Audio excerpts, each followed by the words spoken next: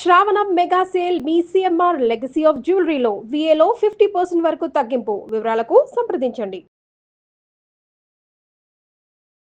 వాగర్థావివ సంపృక్తౌ వాగర్థ ప్రతిపత్తయే జగతః పితరౌ వందే పార్వతీ పరమేశ్వరౌ.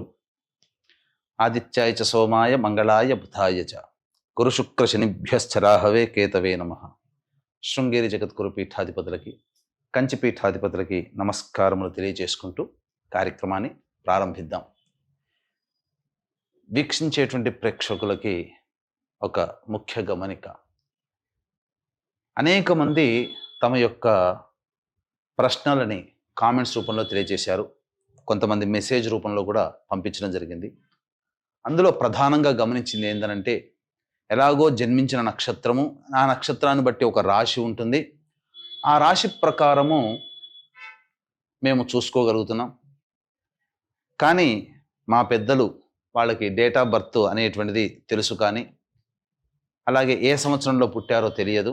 మరి అటువంటి వాళ్ళు కూడా చూసుకోవాలంటే ఎలా అనేటువంటి ఒక ప్రశ్నని తీసుకురావడం జరిగింది. కాబట్టి వీళ్ళందరినీ కూడా దృష్టిలో పెట్టుకొని ఇప్పుడు ఏ నక్షత్రము ఏ రాశి వాళ్ళైతే జన్మిస్తారో ఆ రాశి మరియు ఒక మంత్లో ఒక డేట్ నుంచి ఇంకొక డేట్ మధ్యలో పుట్టినటువంటి వాళ్ళు ఒక రాశికి చెందిన వాళ్ళుగా మనకు తెలియచేయడం జరుగుతుంది శాస్త్ర ప్రకారము. కాబట్టి ఈ యొక్క గణాంకాలని దృష్టిలో పెట్టుకొని మనం వినూత్నంగా రాశితో పాటుగా ఒక నెలలో పుట్టినటువంటి వాళ్ళకి, అనగా ఉదాహరణకి ఉజ్జాయింపుగా ఏ రాశికి చెందుతారో ఆ రాశి వాళ్ళని మనం క్రోడీకరించుకొని ఈ యొక్క నూతన విధానంగా మనం తెలియచేయడం జరుగుతుంది. ఒకవేళ రాశికి సంబంధం లేకపోయినా మీరు జన్మించిన జన్మ తేదీ మరియు జన్మ నెల ఏదైతే ఉంటుందో జన్మ మాసమును బట్టి మీరు ఒక రాశికి చెందుతారు. ఆ రాశిది ఆ ఫలితాలు కూడా మీకు కూడా ఉపయోగంగా ఉంటాయని చెప్పి తెలియచేయవచ్చు. అలాగే ప్రస్తుతం గమనించుకున్నట్లయితే ఈ యొక్క ద్వాదశ రాశుల వారికి సంబంధించినటువంటి శుభ అశుభ ఫలితాలు అనేటువంటివి మీకు క్లుప్తంగా తెలియచేయడానికి ప్రయత్నం చేస్తాను. ఆగస్టు 16వ తారీఖు నుంచి 31 ఆగస్ట్ మధ్యలో మకర రాశి వారికి ఏ విధంగా ఉండబోతుంది. మకర రాశి అంటే ఉత్తరాషాఢ 2, 3, 4 పాదాలు, శ్రవణం 1, 2, 3 పాదాలు, అలాగే ధనిష్ట 1, 2 పాదాలలో జన్మించినటువంటి వాళ్ళు మకర రాశికి చెందిన వాళ్ళుగా అవుతారు. అలాగే డేట్స్ ప్రకారం చూసుకుంటే జనవరి 20 నుంచి ఫిబ్రవరి 16వ తారీఖు మధ్యలో పుట్టినటువంటి వాళ్ళు ఈ యొక్క మకర రాశిలోకి జన్మించిన వాళ్ళు అవుతారు. కాబట్టి ఎలా ఉండబోతున్న విషయం గురించి తెలుసుకుందాం క్లుప్తంగా.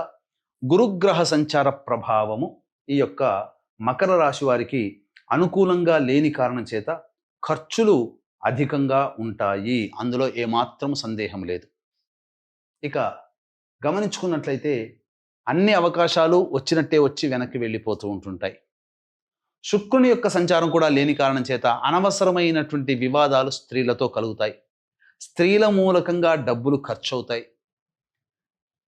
మీరు ఇచ్చినటువంటి డబ్బులు స్త్రీలు మళ్ళీ తిరిగి చెల్లించలేనటువంటి పరిస్థితి వస్తుంది. ఇలా మీకు అనుకూలంగా ఉండదు. గొప్పకి డాంబికానికి పోయి ఖర్చులు అధికంగా పెట్టాల్సినటువంటి పరిస్థితి కూడా వస్తుంది. కాబట్టి జాగ్రత్త పడండి. 21వ తారీఖు రోజున నుంచి కూడా జాతకరీత్యా ఈ శుక్రుడు అనుకూలంగా లేని కారణం చేత ఏం జరగబోతుంది? ప్రధానంగా దాంపత్య విభేదాలు, ఎవరితో కలిసి పని చేస్తుంటారో వాళ్ళతో విభేదాలు, ఎవరితో కలిసి ప్రయాణం చేస్తుంటారో ఎదుటి వాళ్ళ వల్ల సమస్యలు అనేటువంటి అధికంగా ఉంటాయి. అలాగే బుధుడు కూడా అనుకూలంగా లేని కారణం చేత వ్యాపార పరంగా వృత్తిపరంగా ఒడిదుడుకులు ఎదుర్కోవాల్సి వస్తుంది. ఉద్యోగాల్లో కూడా ప్రధానంగా డబ్బుతో లింక్ ఉన్నటువంటివన్నీ కూడాను మీకు ఇబ్బందికరంగా మారుతుంది.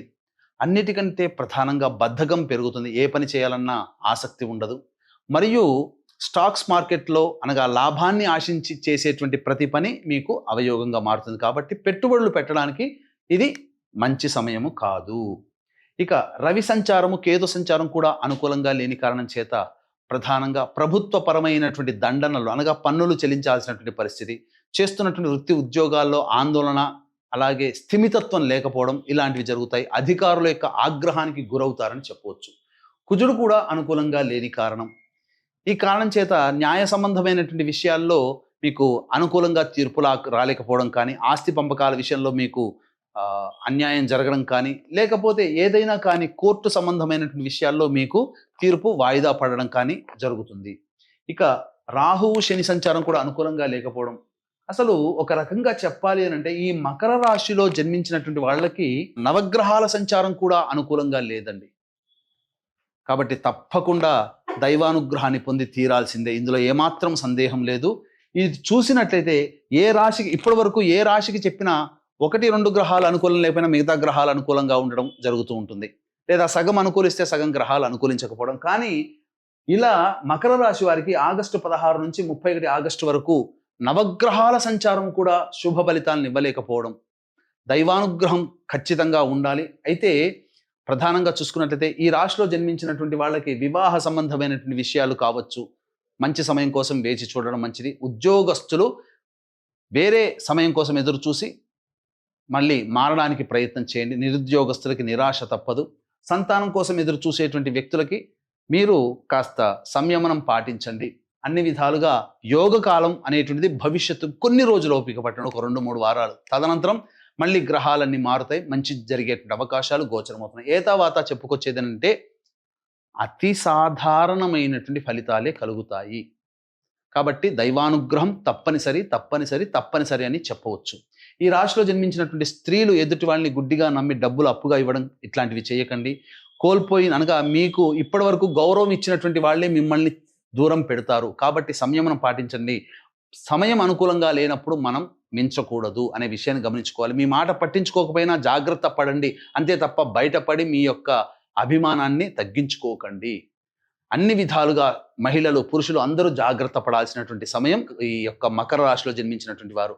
కాబట్టి వీక్షించేటువంటి ప్రేక్షకుల్లో కూడా ఏ పని చేసినా అన్ని ఆటంకాలు ఎదురవుతున్నా, అన్ని నోటిదాకా వచ్చి వెనక్కి వెళ్ళిపోతున్నా, పెళ్ళిళ్ళు కాకుండా ఉన్నా, సంతానం కలగకుండా ఉన్నా, దాంపత్య విభేదాలు ఉన్నా, అలాగే ఎంత నిజాయితీగా కష్టపడ్డా ఫలితం దక్కకపోయినా, ఎన్ని పూజలు చేసినా నిష్ఫలమైనా, ఇవన్నీ కూడా ఉన్నాయి. అంటే ఏతావాత చెప్పొచ్చేది ఏమంటే ధనవంతులుగా కావాలనే కోరిక కలగానే ఉండిపోయినా, అన్ని విధాలుగా నష్టాలు చవిచూస్తున్నా, జాతకంలో గ్రహదోషాల కంటే పితృదోషమే అధికంగా ఉంటుంది.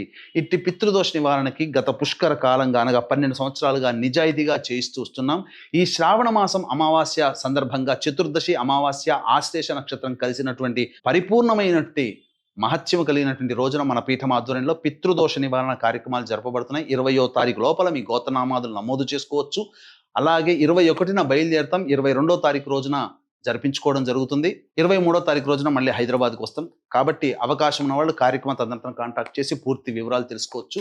ఇక రోజువారీ కార్యక్రమాలలో 16, 17, 18 ఈ తేదీలలో మీకు వాహన ప్రమాదాలు చోటు చేసుకునే అవకాశం ఉంటుంది. వాహనం నడిపేటప్పుడు జాగ్రత్తలు పాటించండి. తల్లిగారి ఆరోగ్యం పట్ల శ్రద్ధ వహించాలి. మీ ఆరోగ్యం పట్ల కూడాను శ్రద్ధ వహించాలి. గృహోపకరణాలు, వాహన మరమ్మతులకి ఎక్కువగా ఖర్చులు చేస్తారని చెప్పవచ్చు. ఇక 19, 20వ తేదీలలో 21, 22 తేదీల్లో కాస్త ఉపశమనం, ధనపరమైన సమస్యలు తీరుతాయి. ఎదుటి వాళ్ళు కొంత సహాయ సహకారాలు అందించే అవకాశం ఉంటుంది. అన్ని విధాలుగా కొంత యోగదాయకంగా ఉంటుందని చెప్పవచ్చు. ఇక 23, 24, 25, 26, 27 తేదీలలో ప్రధానంగా సంతానం మూలకంగా విభేదాలు, సమస్యలు, ఖర్చులు పెరుగుతాయి. మనస్సు ఆందోళనగా ఉంటుంది. అనవసరమైనటువంటి వృధా ఖర్చులు పెరుగుతాయి. ఏ పని యందు కూడాను శ్రద్ధ ఉండదని గమనించాలి. ఇక 28, 29, 30, 31 ఈ 4 రోజుల్లో కొంతవరకు ఉపశమనం లభిస్తుంది. అన్ని విధాలుగా ఆనందదాయకంగా ఉంటుంది. రాని బాకీలు వసూలవుతాయి. కొంత సౌఖ్యంగా ఉంటుంది. ఏతావాత గ్రహ సంచార ప్రభావం వలన కొంత యోగిస్తున్నప్పటికీ కూడాను గ్రహ స్థితిగతులు సంపూర్ణంగా నవగ్రహాలు అనుకూలించలేని కారణం చేత ప్రతిరోజు కూడాను నవగ్రహాల చుట్టూ శివాయ నమః అంటూ 27 ప్రదక్షిణలు చేసి నవగ్రహ స్తోత్ర పారాయణాన్ని 11 మార్లు పఠించండి. తప్పకుండా వచ్చే సమస్యలు నివారింపబడతాయని చెప్పవచ్చు. సర్వం శ్రీ ఉమామహేశ్వర పరబ్రహ్మార్పణమస్తు.